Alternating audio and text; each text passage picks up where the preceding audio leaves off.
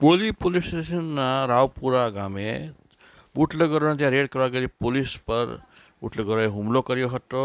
એમાં લગભગ 40 જેટલા વ્યક્તિએ હુમલો કર્યો હતો. એમાંથી 11 વિરુદ્ધમાં પોલીસે ગુનો નોંધ્યો છે. જીવલેણ હુમલો કરવાને લીધે 3 વ્યક્તિઓ ગંભીર રીતે ઘવાયા છે. એ ત્રણને બોલી ખાનગી હોસ્પિટલમાં દાખલ કરવામાં આવ્યા છે.